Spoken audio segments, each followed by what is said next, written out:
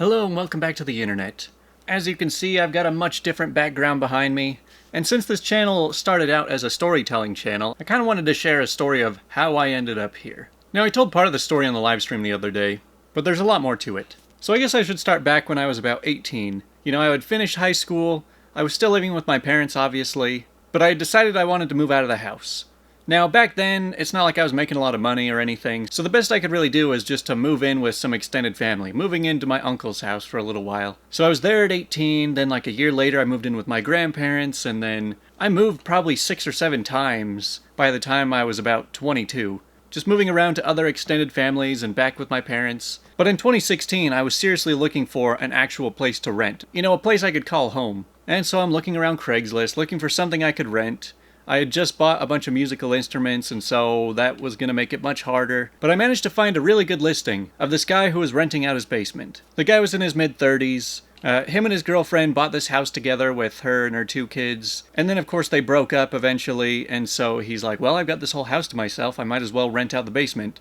And so that's where I came in. So I moved into this place. I had tons of space. I had all the freedom I could ever want. A few months later, I got a cat, as I'm sure you're all aware. And I felt like I had finally found something just perfect for me. It was a great price, it was a great area, I could have a cat, I could play music. Almost everything about it just worked out pretty well for me. And as the years went by, the guy I was living with, the guy I was renting from, he was always saying, oh yeah, stay as long as you want. You're great with paying rent, you're always clean, I've never had any issues with you, so yeah, you're free to just stay here as long as you need to.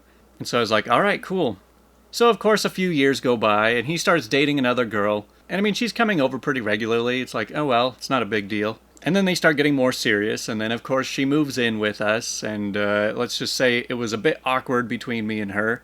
But when she moved in, I talked to my roommate, and I was like, so this isn't gonna result in you guys, kicking me out or anything, right? And he's like, oh no, you don't have to worry about that, it'll never come to that point. Yeah, you're good, stay as long as you want. The same thing he'd always told me.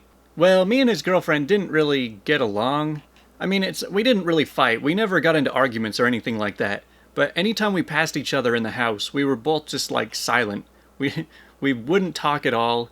It was just really awkward anytime we would even be near each other. And even sometimes when I would come into the room while both of them were there talking, they would just kind of go silent while I would, make my food and then be on my way, and then they'd go back to talking.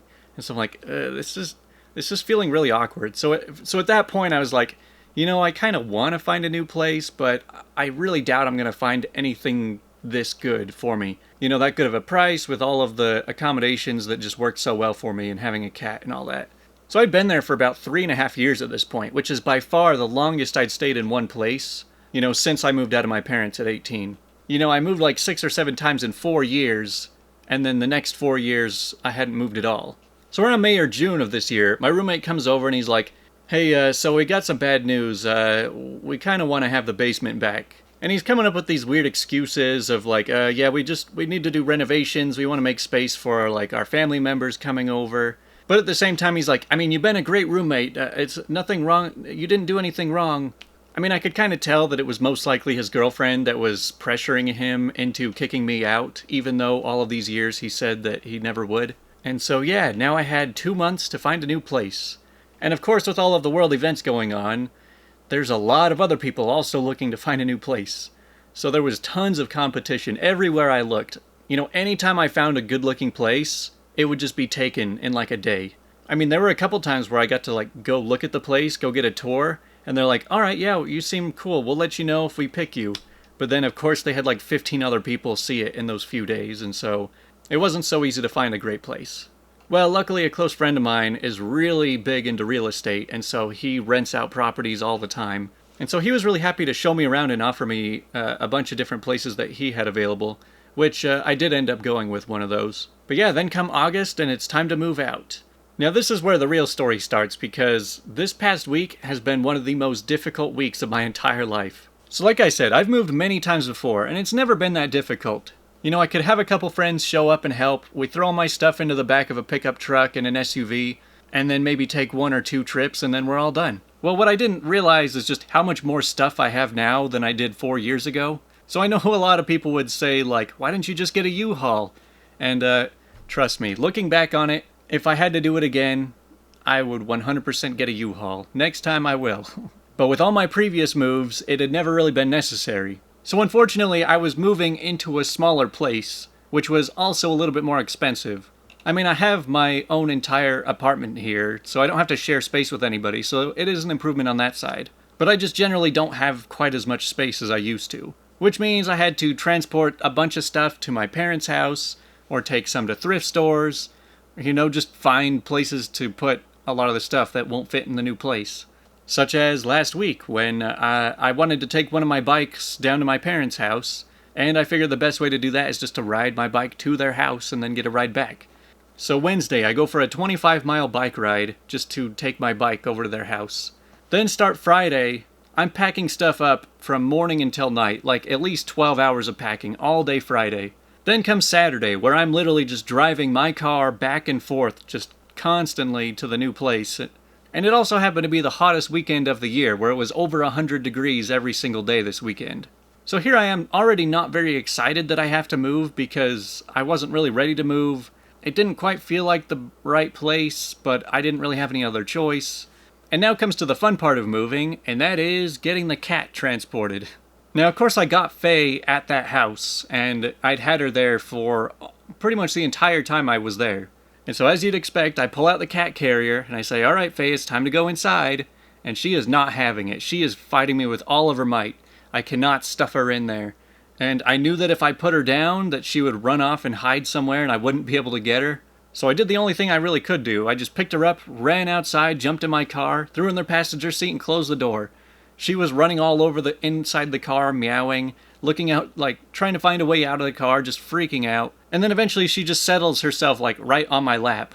I mean, she's still meowing like crazy. So like I'm trying to drive, she's just going nuts. She's just making so much noise, she's just screaming. And of course, right as we pull out, she just pees all over me and all over the seat. So here I am driving. I'm completely exhausted because I've been doing this nonstop for a couple days. It's like 102 degrees outside. I've barely eaten, I've barely slept. I'm just burning alive. Faye is freaking out. I've got pee all over my pants now. And overall, I wasn't very excited to be moving it in the first place. So I mean, I was on the verge of just like having a breakdown right there and then. I mean, luckily the drive was only about 15 minutes. And so I get there, of course I unload my car again, and I just climb in the shower, in my clothes, just wash myself off. And then of course I still had to make a few more trips that day. Funny enough, when I went back on Saturday to do my last trip that night, of course the roommates were gone somewhere else, and I had to take their dogs and put them away so that they wouldn't get in the way. And I mean, these are dogs I've lived with for a long time. I mean, I've never really liked them that much, but I mean, usually they listen to me. And so I'm like, all right, come on, go into that room. I mean, usually they just obey and go right in. But the one dog just got freaked out, ran into the corner and peed on the floor, and then ran into the room. I'm just like, really? What is it with me and making animals pee today? Oh, and speak of the devil. And then, of course, all of Sunday, I'm unpacking stuff. I'm trying to move stuff around, still moving furniture. But by Sunday afternoon, I was just so drained and so exhausted. Like, I would go unpack a box, and then I would just have to lay down for another 10 minutes. And then I would try and go unpack something else, and then I would just have to crash for a while. Like, I just did not have any more energy to do anything. And of course, it's over 100 degrees again. And of course, the only AC I have in here is the tiny one that you just stick in a window. Anyway, I get the last of my stuff finally moved over on Monday, and I can finally relax. But it was really weird to see my old place being empty like that. I mean, it wasn't even that empty when I moved in. And I mean, just seeing it in that state, it's kind of sad, when you spend so much time in one place. You have so many memories, you have so many things that happened in that place, and now you see it and it's just completely transformed. It's nothing like you knew it before. And it's just time to say goodbye to that old home. I mean, I don't think I've ever been that sentimental about a house before. But I'll admit, it was pretty hard to say goodbye to it. But now I'm in a new place.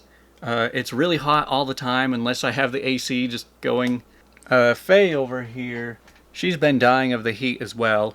Also, I don't have the control to dim the lights in here, so I might need to find a better way to light for these videos. I mean, it's not a terrible place, but it's not so great for a cat. I mean, the only space I could put her stuff was down in this cellar, which means I've got to have this giant trapdoor opened all the time so that she can go down there. Well, at the same time, I can't have a cat door anywhere, so she doesn't really have the freedom to go outside. So here I am in the cat cellar in the basement, and I should also mention, my big TV also happened to break during the move. So yeah, that was fun. Spend all of this energy packing the TV up, moving it to the new place, setting it up in the new place, turning it on, and seeing a big crack through the screen. But anyway, that's my story of my miserable past week. I'll be surprised if many people actually stuck around till the end, but yeah, thanks for watching.